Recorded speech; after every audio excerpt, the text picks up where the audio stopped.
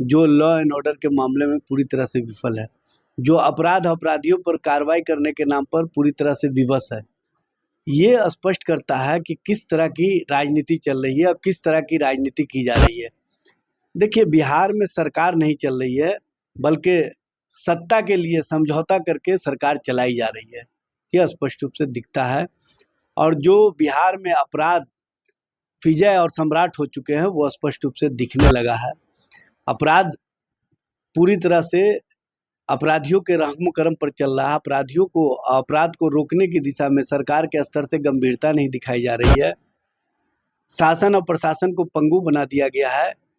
अब तो जो अपराधी हैं वो स्पष्ट रूप से कहने लगे हैं, सैया भय कोतवाल तो अब डर काहे का। उस आक्रोश का प्रतिफल कहीं ना कहीं डबल इंजन सरकार के साथ चलने वाले जो उनके एलाइज पार्टनर हैं उनमें भी दिख रहा है।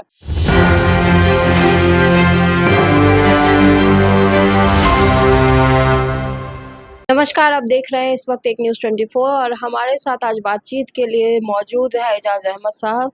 सर, जिस तरह से अभी चुनाव को लेकर के लगातार गर्मा गर्मी हो रही है और सम्राट चौधरी जिस तरह से तेजस्वी जी की बातों पर बरस रहे हैं, आप क्या कहना चाहें?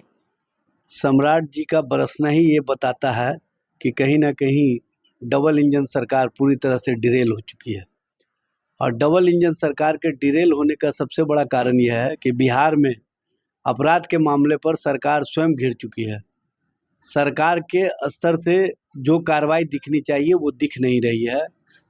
सरकार में शामिल दल लोजपा रामविलास के नेता और भारत सरकार के केंद्रीय मंत्री चिराग पासवान का जिस तरह से वक्तव्य आया कि हमें दुख है कि हम वैसे सरकार को समर्थन दे रहे हैं जो लॉ एंड ऑर्डर के मामले में पूरी तरह से विफल है, जो अपराधियों पर कार्रवाई करने के नाम पर पूरी तरह से विवश है। ये स्पष्ट करता है कि किस तरह की राजनीति चल रही है और किस तरह की राजनीति की जा रही है।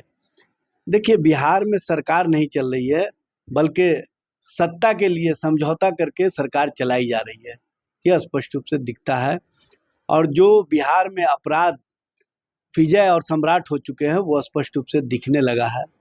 अपराध पूरी तरह से अपराधियों के रहम करम पर चल रहा है। अपराध को रोकने की दिशा में सरकार के स्तर से गंभीरता नहीं दिखाई जा रही है। शासन और प्रशासन को पंगु बना दिया गया है। अब तो जो अपराधी हैं वो स्पष्ट रूप से कहने लगे हैं, सैया भय कोतवाल तो अब डर काहे का।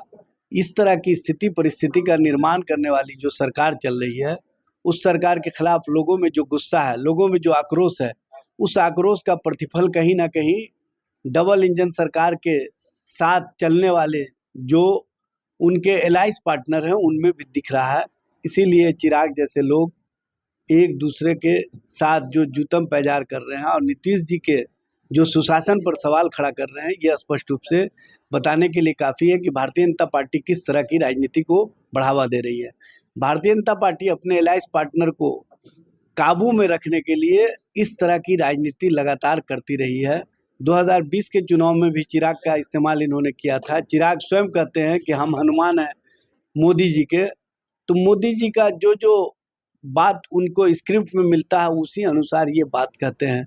जब इन्होंने लॉ एंड ऑर्डर पर सवाल खड़ा किया था तो उसी दिन ये भारतीय जनता पार्टी के राष्ट्रीय अध्यक्ष जेपी नड्डा जी से मिले थे। और जेपी नड्डा से मिलने के 1 घंटा बाद इस तरह का वक्तव्य ये स्पष्ट रूप से प्रमाणित करता है कि भारतीय जनता पार्टी के इशारे पर चिराग पासवान काम कर रहे हैं।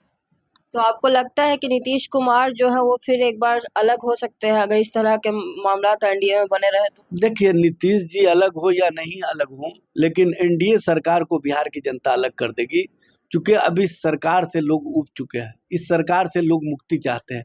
बिहार की जनता वैसी सरकार चाहती है जो विजन और मिशन के साथ बिहार के हितों में, बिहार के लोगों के लिए नौकरी और रोजगार के लिए काम करने वाली सरकार हो। और वो सरकार तेजस्वी जी ने 17 महीने के कार्यकाल में महागठबंधन सरकार के माध्यम से नौकरी भी दिया, बिहार के विकास को आयाम भी दिया। और बिहार को जिस तरह से उन्होंने आगे बढ़ाने का संकल्प लिया था, उस संकल्पों को पूरा करने का उनका जो लक्ष्य है वो स्पष्ट रूप से दिखता है।